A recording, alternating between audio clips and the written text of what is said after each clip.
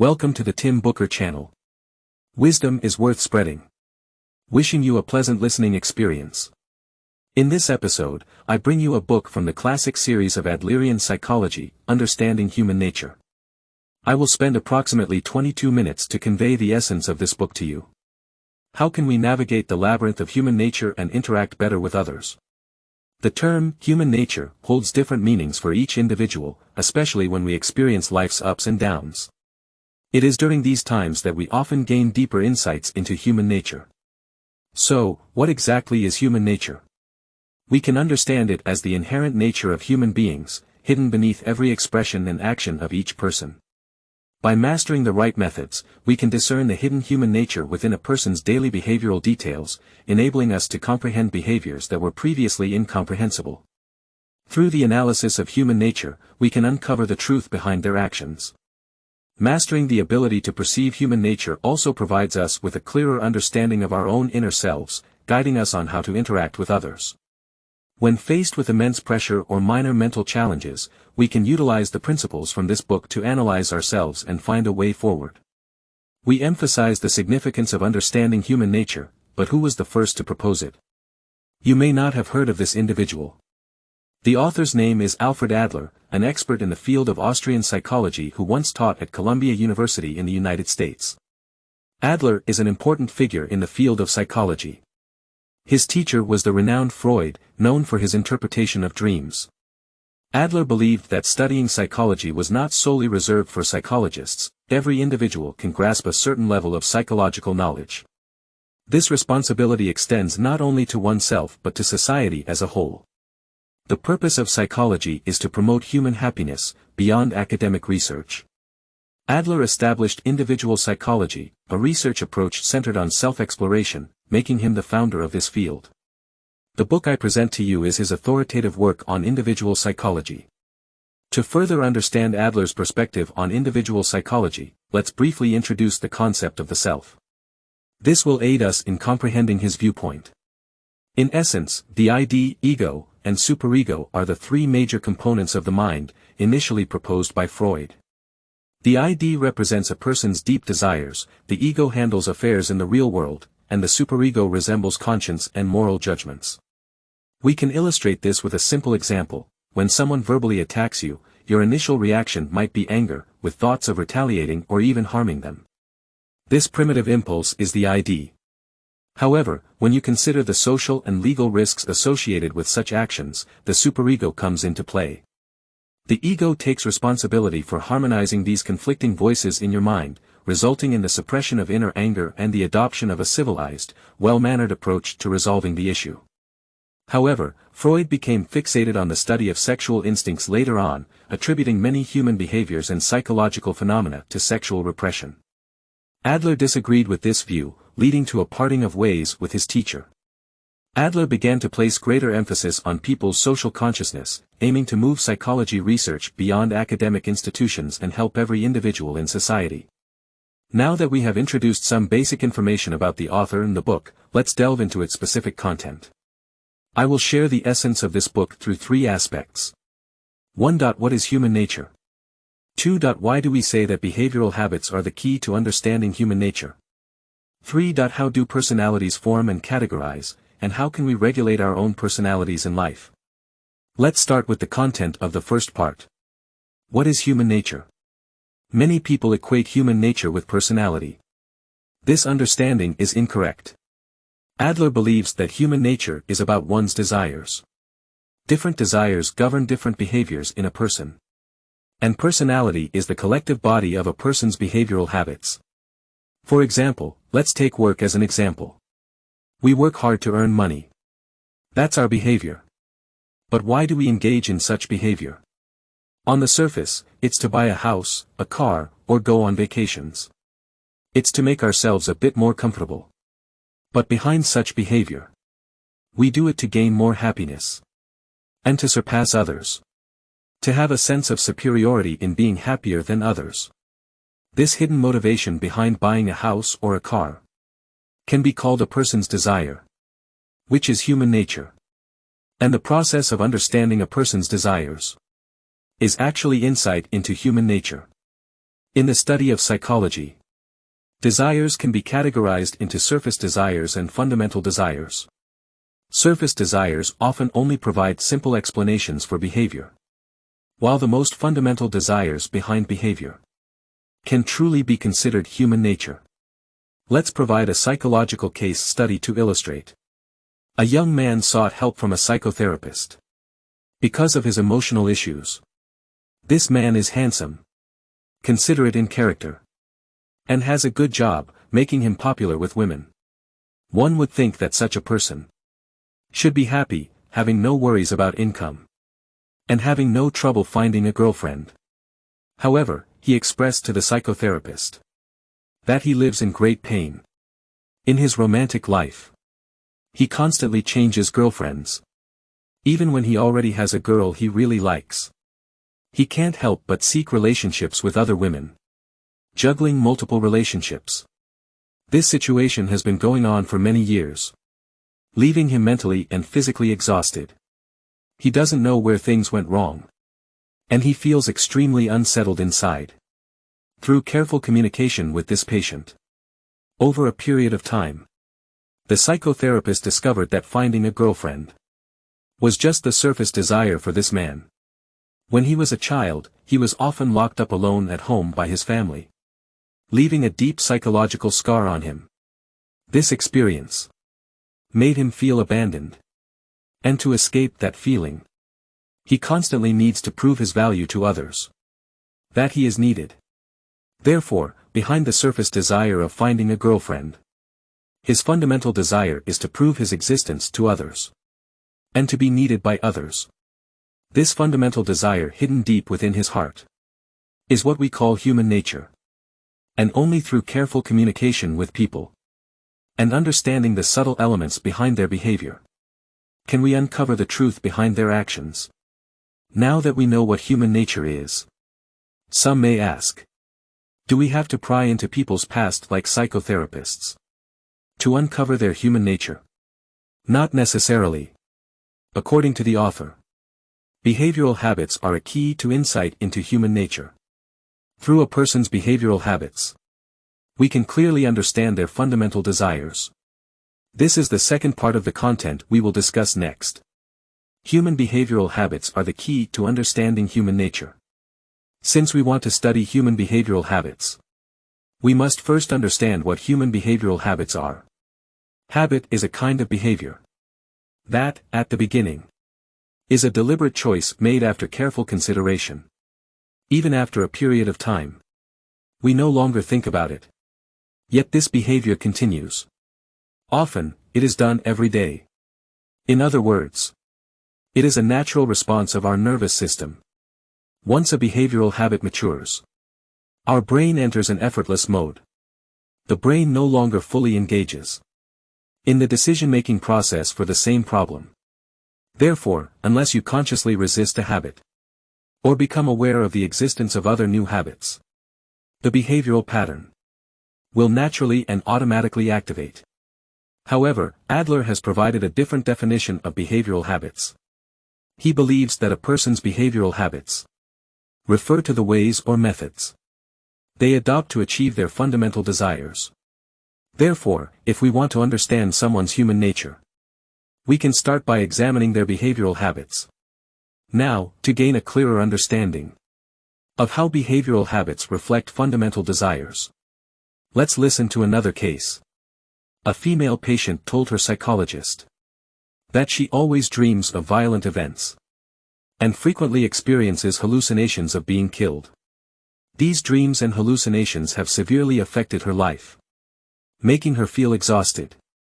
To ordinary people, this may be attributed to excessive stress in daily life. Of course, some people may superstitiously believe that it is an inauspicious omen.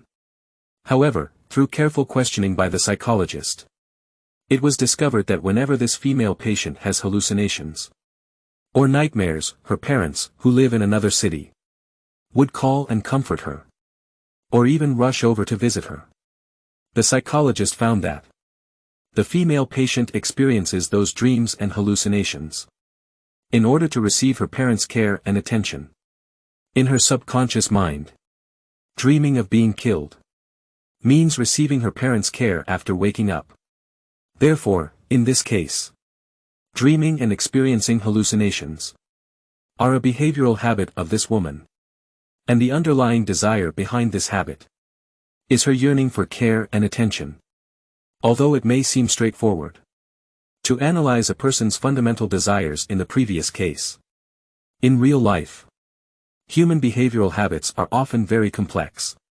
The reason why it is difficult for us to clearly see someone's human nature in reality is because we are blinded by these complex behavioral habits. So, why are human behavioral habits so complex?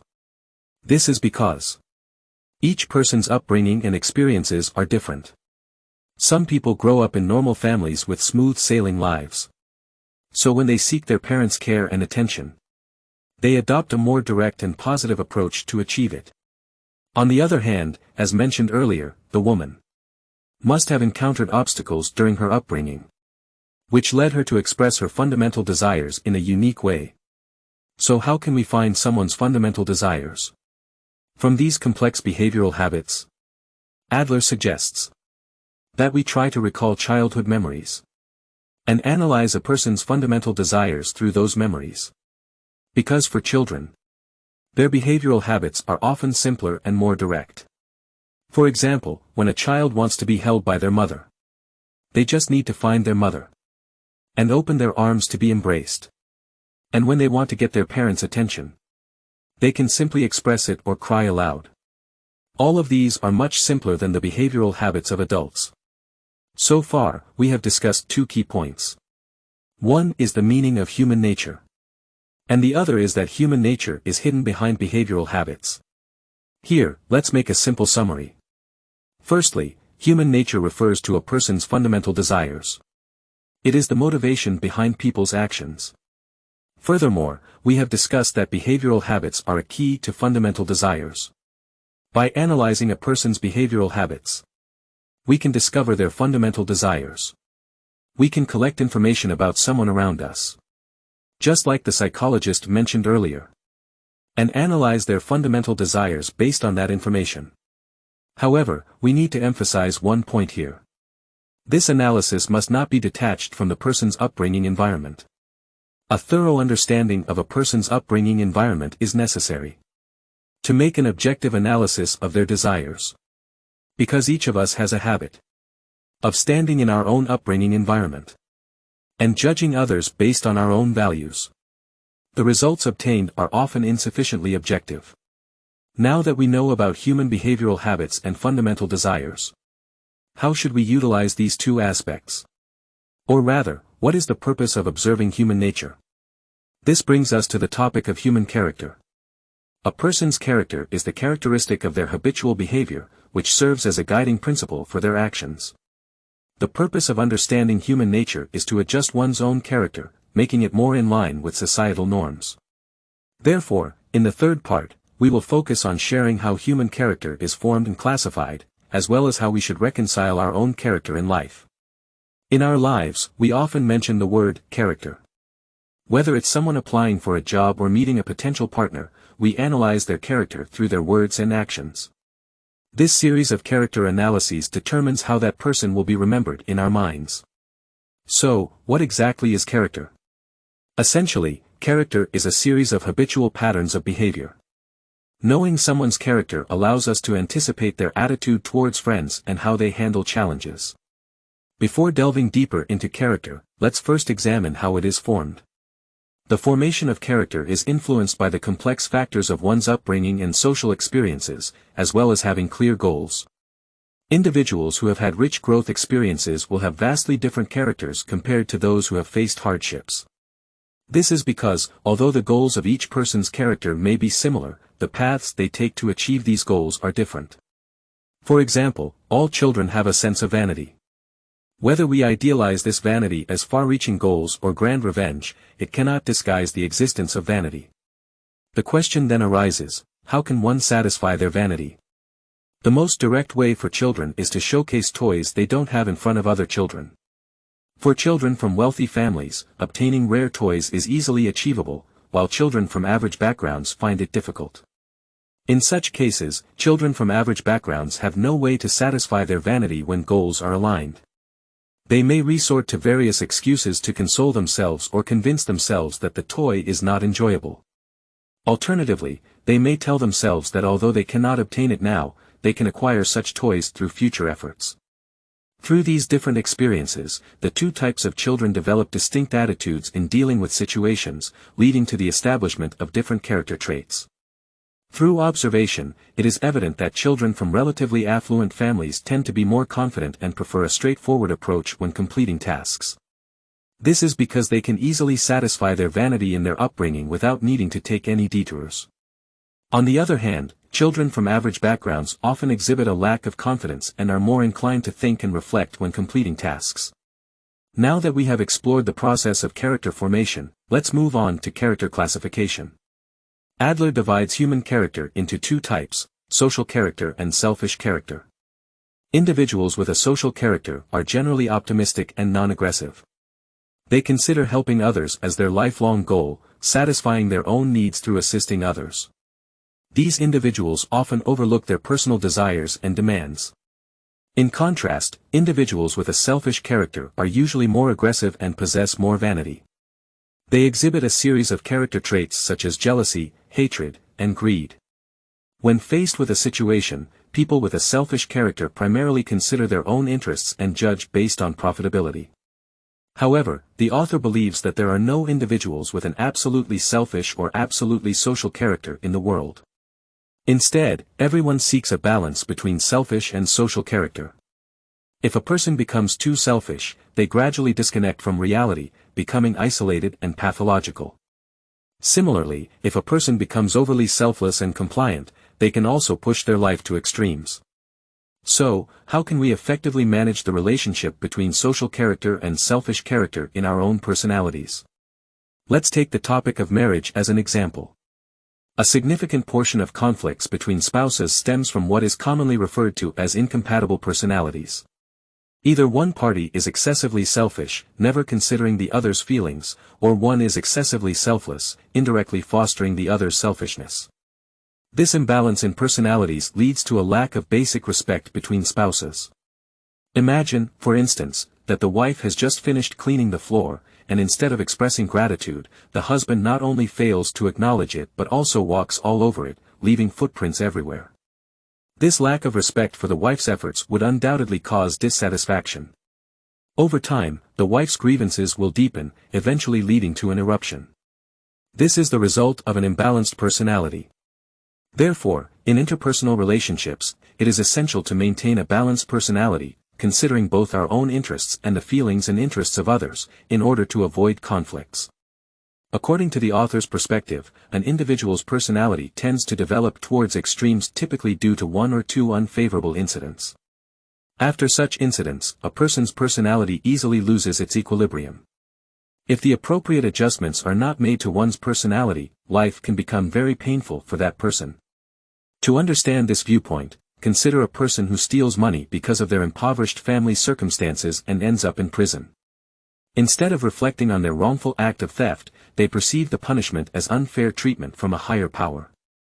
They even take pride in this punishment, viewing the entire world and everything in it as hostile, existing solely to harm them. This isolation gradually makes them more selfish, unwilling to engage with others.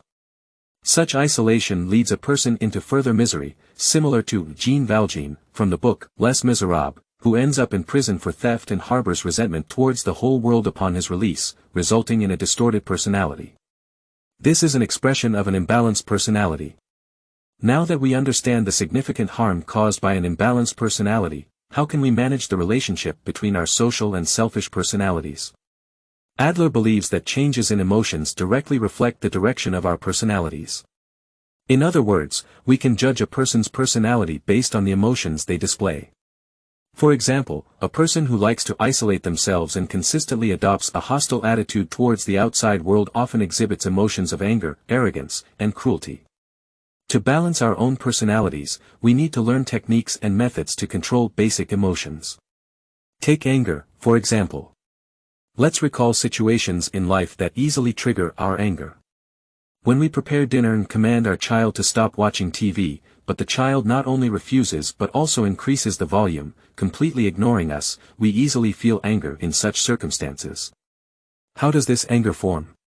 Clearly, it arises from our inability to achieve the goal of having the child turn off the television while lacking other alternatives, leading to feelings of anger. In other words, our anger stems from a sense of powerlessness and inferiority. We lack the ability to make the child listen to us, so we resort to anger as a way to vent our dissatisfaction. Similar to anger, impatience and cruelty also arise from feelings of powerlessness and inferiority. Let's continue with the above example. Does our inability to make the child turn off the television with a simple command mean that we truly have no other options? In fact, if we are determined and patient enough, we can definitely learn from this defeat and find alternative ways to solve the problem rather than getting trapped in helpless anger. Through accumulated experience in interacting with our child, we will become more adept at dealing with them. This is how we can improve our lives by understanding human nature. Lastly, we need to understand that we are not professional psychologists. In the process of understanding human nature, lacking sufficient professional knowledge and experience, it is difficult to analyze results with 100% accuracy. Therefore, we should not hastily attempt to judge or change others. Each person's personality is shaped by complex environmental influences during their upbringing. We have no need or right to pass judgment. The purpose of understanding methods to gain insight into human nature is ultimately to improve our own behavior, regulate our own personalities, and align them more closely with social norms, becoming more optimistic, resilient, and calm. That concludes the content of this book. Here, let's summarize again briefly. First, the first point we shared is that the meaning of human nature is the fundamental aspirations of a person. The process of exploring a person's fundamental aspirations is the process of understanding their human nature. In the second part of the content, we shared that behavioral habits are the key to understanding human nature. Behavioral habits refer to the actions people take to fulfill their fundamental aspirations. Other people's behavioral habits are more complex, while children's behavioral habits are relatively simple. Therefore, when analyzing a person's fundamental aspirations, we should try to gather their childhood memories. In the third part of the content, we shared how a person's personality is formed. Personality refers to the characteristics of behavioral habits. It can be categorized into selfish personality and social personality. The purpose of understanding human nature is to adjust our own personality to align with social norms, not leaning too much toward selfishness or sociality. Additionally, when problems arise in life, we should face them calmly and cultivate a strong and optimistic personality, avoiding feelings of anger and impatience. Alright, that concludes all the content for this issue. Congratulations to you for finishing another book. Thank you for your support and attention. Please subscribe to the Tim Booker channel, like, and share it with your family and friends. Wisdom is worth spreading to create a better future. Thank you, and goodbye.